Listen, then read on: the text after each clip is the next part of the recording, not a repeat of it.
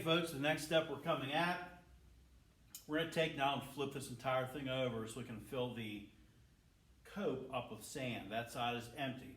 So right now that's sitting on our plywood. We're going to take this entire thing and very graciously we're going to flip this thing over. We do not want it to slam because you could dislodge the sand that's already packed in there. So we're going to be very gentle as we do this.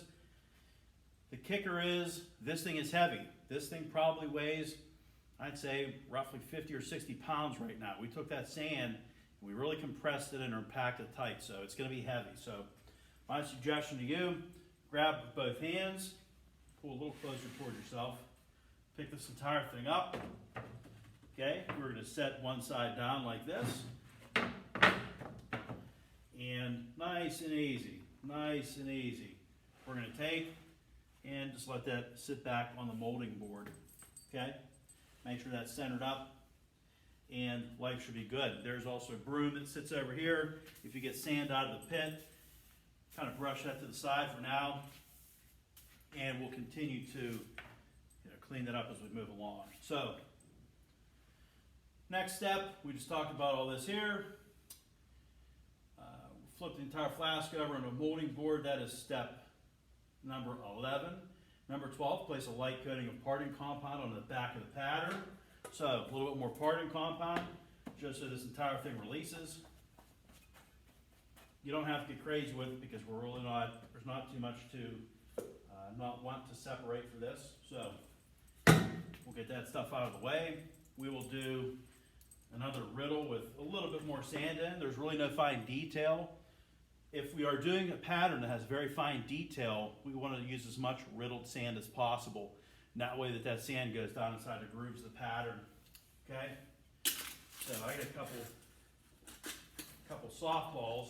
Now after we take the molds apart, sometimes we get something left over like this here, a big chunk of sand.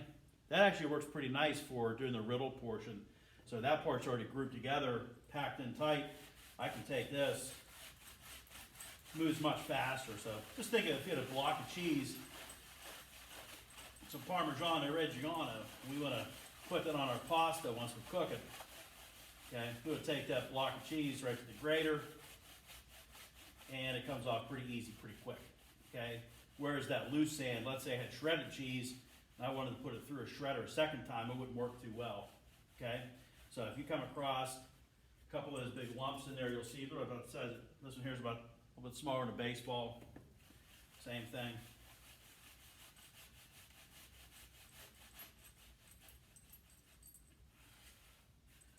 So we'll do that. And that's actually good. That's about, we had about one riddle of sand in there. And that's actually more than enough because right now, like I said, there's no detail in the bottom of this. So we'll spread this out, and we will begin to ram it once we get some more sand in here. Okay, so I'll shovel more sand in, we'll continue to ram it. Some students will try to pass up a step. I wouldn't go more than, a third of the way filling it without ramming it. We have to make sure all that sand is compacted. Some kids they'll mountain this thing up in one smooth motion, try and ram it all at once. Well, I've seen the molds come apart over the years. If the mold comes apart, you'll be very upset with yourself. So just take your time on this. For you to ram up the mold and get everything done, with the class time you have, it probably takes, I'd say, just about a week of class. By the time you get everything set up, do the drag, get that filled with sand, do the coat, that filled with sand, strike it off. There's a couple other processes we have to do before we can pour. So,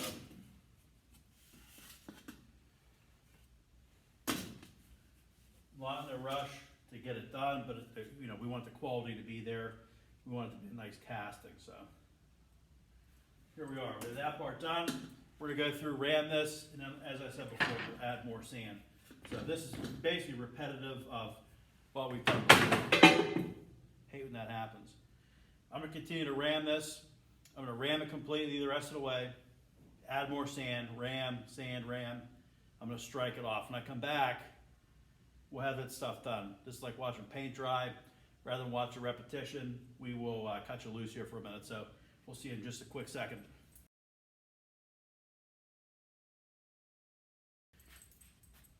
We've rammed this a couple more times, added more sand. We're getting close to the end.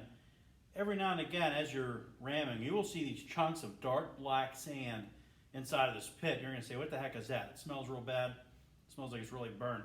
These are clumps of sand that all the oil has been burned out of, okay? So there's a mixing procedure. After every casting, we take that sand, we recycle it, we remix it, we re-oil it. So if you come across these dark sections, if you go to squeeze it, it's like powder, it just crumbles apart. Okay, there's a bucket over here that has all that black sand in it with all the oil burned out. Take those chunks of sand, place them inside that bucket, and we will dispose of that. If you get a lot of those within your mold, when we go to take this thing apart, the mold will actually fall apart, and that's no good.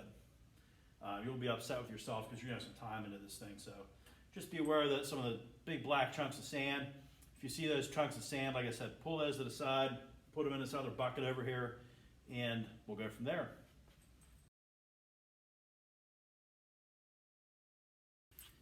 Okay, folks, the next thing we want to do here, we're going to clean up around the edges of our flask, and we're going to start to pull this thing apart.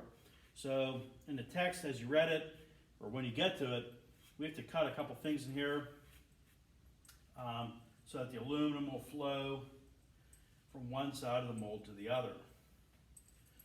So we have to cut what are called gates. We're going to cut a couple of gates in here, and we're also going to cut a sprue in the riser. The textbook talks about putting these in here first and packing the sand around them. I find it's very difficult. I'm going to show you an easier way to take care of that right now. So first, we're going to take this thing apart. Now, if you remember, when we started, our pins were going straight down. We're going to take it apart the opposite way. So we need to lift this straight up off here. We can't come on an angle. So we're going to grab, fingers underneath. I like to take a piece of plywood and put it next to me where I'm working at so I can pick this up and move it over. Nice, easy task here. So we're going to pick this up, move it over, place it down. Okay? We're now going to take our molding board out. Now, this also has to come off straight. If not, the sides of the mold are going to collapse a little bit.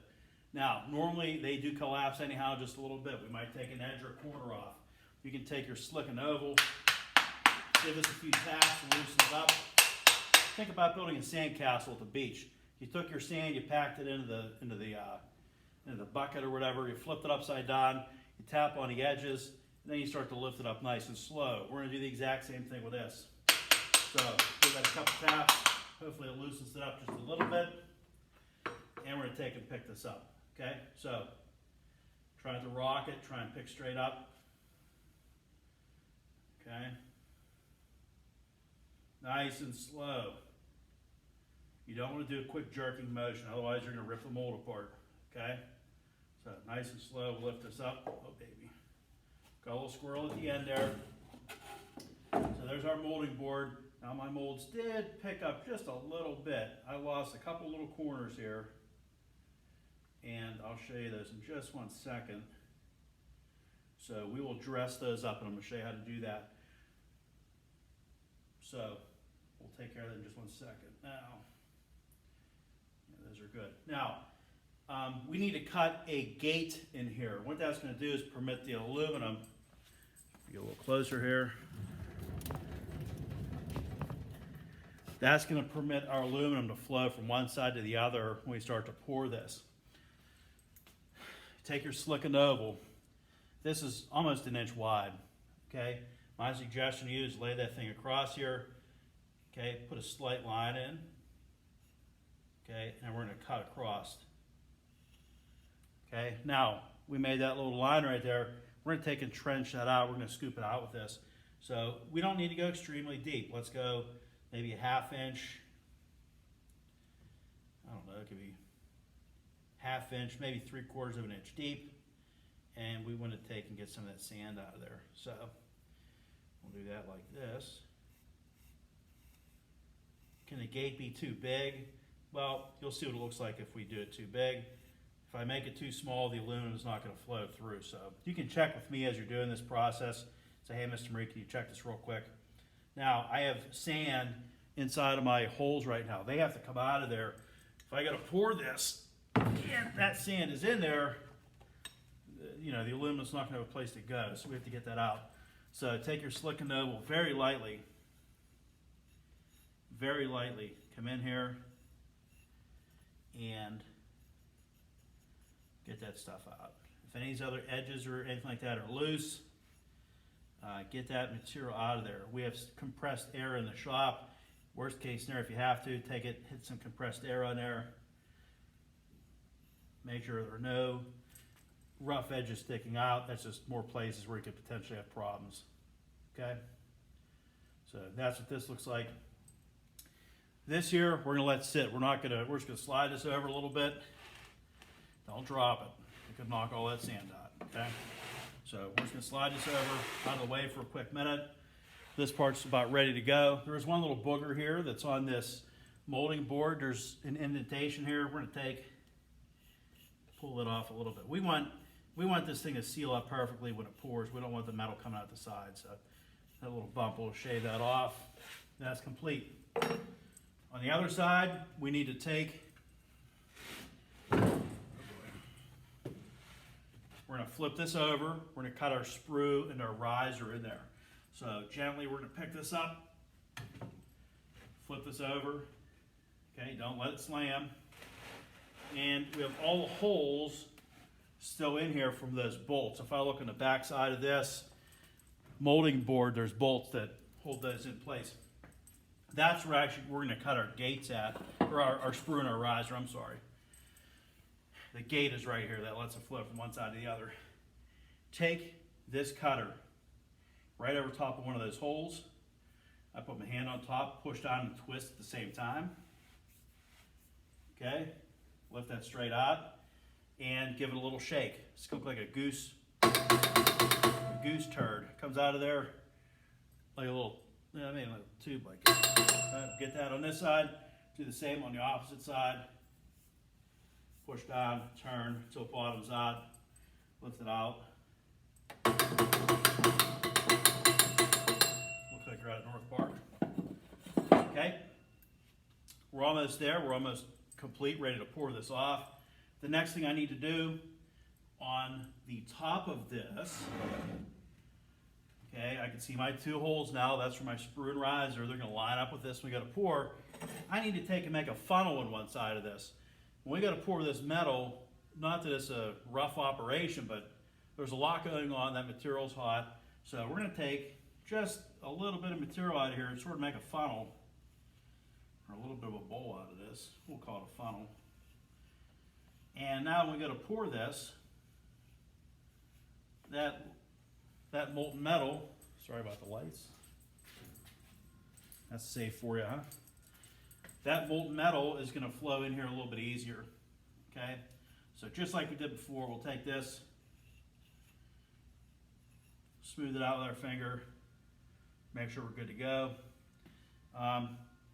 If you also would like to write your initials in this, you can. B, M. Okay, so we know whose it is. To take and clean this off, and we will assemble this. So how do we assemble this?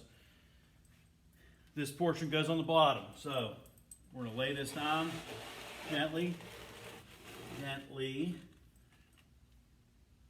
Okay.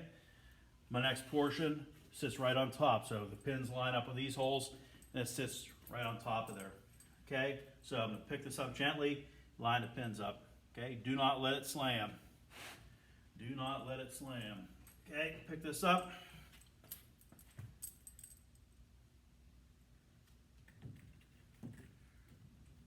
Okay. Gently set it on top. That is our completed flask. At this point, we're ready to pour it off. The furnace takes about 25 minutes to half an hour to heat up to get that aluminum to a molten state. So that takes a little bit of time.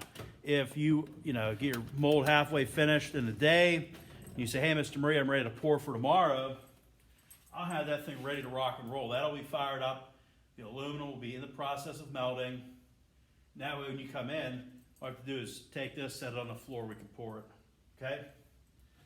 I also encourage students to take a blank piece of plywood, set it on top of this, and that way nobody interferes with your casting, okay? You're gonna have a lot of time and effort into this. We don't want that getting screwed up, okay? So, next step, we're gonna pour this off.